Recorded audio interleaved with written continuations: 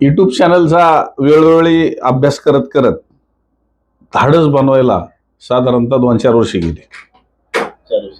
2-4 वर्ष गेले, परंतु आज धाडसाने यावंच लागलं. काय यावं लागलं तर जागेवर रेट ढासळले. जागेवर रेट ढासळले, पण मार्केटला रेट ढासळले का? नाही, अजून मार्केटला रेट ढासळलेले नाहीत. आणि मार्केटला रेट ढासळलेले नाहीयेत अशा परिस्थितीमध्ये काय रेटनी मागितला होता जागेवरती बाजार? 55 रुपये मला माहित होतं. बरोबर. तुमचं नाव सांगा? अमोलेश्वर ठोंबरे, तालुका आटपाडी, जिल्हा सांगली. बरोबर.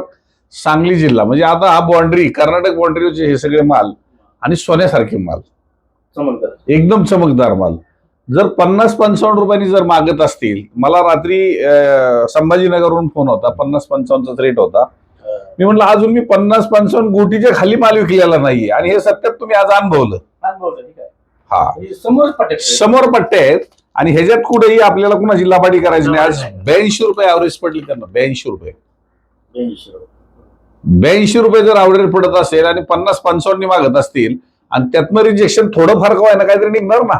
डॅमेज सकट आहे ते. हे डॅमेज सकट 82 आणि 50-55 रुपयाने जागेवरती मागितल्यानंतर डॅमेज तर बाजूला काढणार, 100%. खरडा बाजूला काढणार, आणि डांबऱ्या पण साईडला काढणार. मग डांबऱ्या जर साईडला काढला आणि खरडा जर काही काढला किंवा डॅमेज बाजूला काढला, 2267 किलो आहे. हा, त्यातलं किंवा 700-800 किलो सहज तुला बाहेर फेकला. अब्बा 700 म्हणजे 7-21 म्हणजे तिसरा हिस्सा बाहेर काढला. मग जर अशा परिस्थितीमध्ये 30-35 आणि 40 रुपयाने लुटला गेला असता, तुम्ही 35-40 रुपये तुम्हाला ऍव्हरेज पडला असतं. आणि इथं ऍव्हरेज पडलंय 82 रुपये बदल्यासहित. मला सांगा, तुम्हाला गाडीला भाडं 70-80 रुपये कॅरेट असेल, 80 रुपये कॅरेट असेल तिकडनं, आणि 2 रुपये 30 पैसे साधारणतः इथला खर्च आहे. म्हणजे 8-4-12 म्हणजे साधारणतः 100-120 रुपये टोटल कॅरेटला खर्च आहे. म्हणजे 5-6 रुपये आज आपला खर्च पकडा, 5 रुपये किलोला खर्च पकडा, 5-5.5 रुपये. पण जर तुमचे 35-40 रुपये वाढतायत मार्केटला येऊन, 40 रुपये येऊन वाढतायत, तर 6 रुपये गेल्याने साधारणतः 34 रुपये किलोचा फायदाच आहे. 34 रुपये किलो पाठीमाग. आणि मंदीमध्येच आपण फसलो जातो का? टीजी मध्ये आपण टाईट असतो, टीजी मध्ये फुल टाईट असतो. मंदीमध्ये तुम्ही ज्याला फोन करता तो म्हणतो माझ्याकडे काय आता ऍडजस्टमेंट होत नाही, माझ्याकडे एवढ्या बागा पडलेल्या आहेत. आता तर यानं आटपाडी साईडला बागा फुल लोड चालला. एवढं व्यापारी फिरत्यात, नुसतं ह्यानं 2 दिवस फिरायचं, ह्यानं 2 दिवस एजंटाचा सुरसोड आहे. एजंटला 3 रुपये मिळते, पहिला रुपये मिळाला, आता 3 रुपये किलो झाले. ह्याला घालून त्याला ह्याला पाया पाडून ह्याला कोणतं पाहुणा गाठायला, त्याचं एवढा माल दिला पाहिजे, एवढा माल दिला पाहिजे, मग त्याला 3 रुपये मिळते. 3 टन गेलं की 6000 कष्ट न करता येते. पण 3 रुपये किलोला जर म्हणलं तर साधारणतः एका कॅरेटला 60 रुपये त्यांना मिळाले. 60 रुपये जर कॅरेटला एका मिळाले, तर मला हे सांगा गणित की आज आपल्या हातामध्ये 60 रुपये कॅरेटचं टोमॅटोचं मिळत नाहीत. काय काय वेळेस शेतकऱ्याला राबवून 60 रुपये. आमची स्वतःची टोमॅटोची परिस्थिती अशी आहे, कॅरेट उगती फेकून द्यावं लागत होते आम्हाला. 50-60 रुपयाचं भाडं सुद्धा निघत नाही. मग शेवट आज सोन्याचा व्यापार डाळिंबाचा करताय, नक्की करताय, पण डोक्याने व्यापार करा. मग त्याला ह्याला म्हणलो का भरून म्हणतो की माल तुला कुठे जात नाही, तुला ना 4 रुपये जादा मिळलं, विषय म्हटलं. त्याला ही पण भेद होता, जाऊ काय करू, काय होतंय काय नाही, काय होतंय काय नाही, असं करायला तुम्ही म्हणलं भिवून म्हणलो. तुला त्यापेक्षा जादा आलं ना, तुझ्या गाठच घेऊन नटला. पट्टी तुमचा सौदा झाला ह्याचा, एवढा खुललंय फलाला वर येताना. म्हणजे मंदीमध्ये सुद्धा आनंद आहे. आज मरगळ आलेली शेतकऱ्यांना की एवढा खर्च केलेला आहे, आता काय करावं काय नाही. आणि अशामध्ये शेतकरी भयभीत झालेला असताना मी प्रत्येकाला आधार देतोय. तुम्हाला ठामपणे सांगतो, 20 डिसेंबर पर्यंत कसल्या परिस्थितीत रेट पडून देणार नाही. का पडून देणार नाही? फक्त तुम्ही सावध राहा. तिकडनं कमी रेटमध्ये देऊ नका. कमी रेटमध्ये मागतोय मार्केटला या, पैसे करून घ्या. हा, रेट योग्य मिळाला अजिबात येऊ नका. आज आमचे गाडीवाले आहेत, ह्या गाडीवाल्यांनी काल शेतकऱ्याला कुठंतरी चांगला रेट द्यावा या भावनेनं 90 रुपयांनी खरेदी केली. 90-91 जागेवरती. पण त्यांना मी रात्रीच सांगितलं होतं की तुम्ही जास्त रेटमध्ये खरेदी केलेली आहे. आज तुमचा चांगला माल 75-80 रुपये तुम्हाला 80-82 सरासरी पडलेली आहे. आज तुमचा 70-75 रुपयाच्या त्या रेंज मधले माल तुम्ही जर 90 रुपये म्हणजे आज 15 रुपये किलोला ह्यांनी जास्त दिले.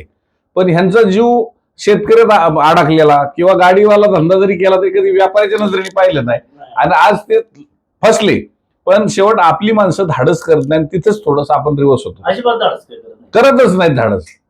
आणि मग अशा माणसांना कुठंतरी आज दिशा मिळायची असेल तर ती केडी चौधरी डाळिंब्याच्या माध्यमातून मिळते आहे. आणि आपल्याला कुणालाही फसवायचं नाही, गाडीवाल्याला फसवायचं नाही, शेतकऱ्याला फसवायचं, कुणाच फसवायचं नाही. पण हे तर तुम्हाला जाणवलं आज. आणि ज्या वेळेस तुम्हाला ती जी वाटती ना, ती जी आहे त्याच्यात सुद्धा तुम्ही फसलेला असता. कारण तुमच्या समाधानात एक डोक्यात आकडा धरलेला असतो की 100-110 रुपये मिळाला किंवा 150 मिळाला मला बाद झालं. पण जो 150चा दिलेला माल इथे 170-80 भेटत असेल त्याचा तुम्ही कधी विचार केला नाही. तीजीत सुद्धा रेट वाढवून मिळतात. कारण इथं डॅमेज घेणारा वेगळा आहे, खरडा घेणारा वेगळा आहे, गुटी घेणारा वेगळा आहे आणि टॉप घेणारा जम्बो घेणारा वेगळा आहे. आता तुम्ही अभ्यास केला, खरड्यावाला खरड्याकडेच जाणार, डॅमेजवाला शेलक्यावाला शेलक्याकडे जाणार.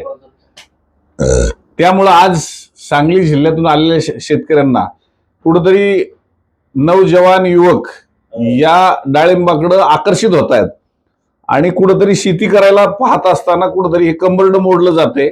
ते कंबरड जर मोडायचं नसेल तर मला असं वाटतं की पिकवण्यापेक्षा विकण्याकडे पण आपण लक्ष दिलं पाहिजे. पिकवता तर तुम्ही चांगलेच, पण विकायला फसतोय आपण. आता तुमची यांची झाली, यांनी मानसिकता मोकळी केली, तुमची काय मानसिकता झाली? योग्य रेट भेटला. कारण जागेवरती खूप म्हणजे 100 ग्रॅम ठरलेलं सौदा 150 ग्रॅम पासून तोडायला चालू करतात.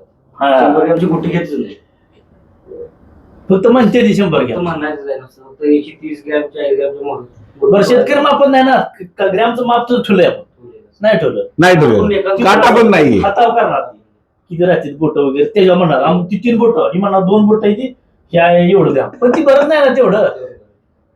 बरोबर, मी ती 560 रुपये काटावणार एकदा आणला होता माझी 2014 वाजता भाग चालू.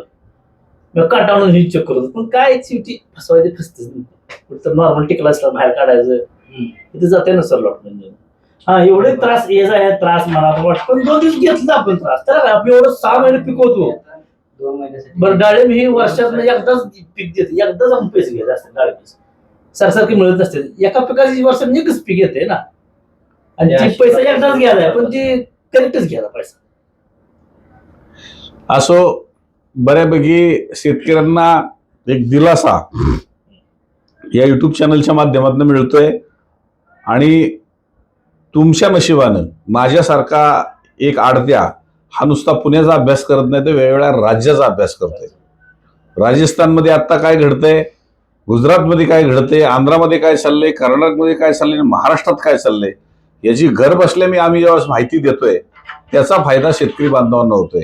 एकदा बांधावरती आलेला व्यापारी हे आपल्याला भयभीत करतोय की इकडं मार वाढला, तिकडं पाऊस आला, तिकडं युद्ध चालू झालं आणि ह्याच्यातनं रेट आपले पडले. परंतु गेले 2 वर्ष सातत्यानं शेतकऱ्यांच्या खिशामध्ये डायरेक्ट कसा पैसा वाढेल या दृष्टिकोनातून आपण नक्कीच प्रयत्न केला. आणि म्हणून आज ठोंबरे सारखे शेतकरी ज्यावेळेस इथं सांगली जिल्ह्यातनं येत आहेत आणि साधारणतः 50-55 रुपयांनी बाग मागितलेली, हातामध्ये 35-40 रुपये पडलेला असताना आज 82 रुपये मार्केटला येऊन त्यांना मिळत आहेत, ही खरं तर एक मोठी आनंदाची बाब आहे. ज्यांनी मार्केटला येण्याचं धाडस केलेलं नसेल किंवा भीती वाटत असेल त्या शेतकऱ्यांना मी एकच सांगेल की आपण मार्केटला माल आणू नका, मोकळं या, मोकळं येऊन इथली मार्केट तपासा, आमच्या शेतकऱ्यांशी, पूर्वीच्या शेतकऱ्यांशी हितगुज करा आणि शेतकऱ्यांचे अनुभव घ्या. कारण हे आज 2014 पासून डाळिंब विकतायत आणि साधारणतः आज 2021 पासून तुम्ही मार्केटिंग करताय, माझ्याकडे येत आहे. आणि हे आज तुमचं काय नाव? बापू सरगर सारखी व्यक्ती कालपर्यंत मार्केटला यायचं धाडस करत नव्हती, पण हे 2021 पासून माझ्याकडे येत असताना यांना जो अनुभव आला तो अनुभव त्यांनी मित्राला शेअर केला, नातेवाईकाला शेअर केला. तर मी तर म्हणेन ह्या व्हिडिओ तुम्ही तुमच्या नातेवाईकात, मित्रात ती पाठवा त्यांना सबस्क्राईब करायला हवा, बेल आयकॉनचं बटन दाबा. तुम्ही काही करू नका, घर बसल्या पुस्तकात माहिती भेटणार नाही तेवढी माहिती माझ्याकडनं तुम्हाला प्राप्त होती. तुमच्या डेली व्हिडिओ हा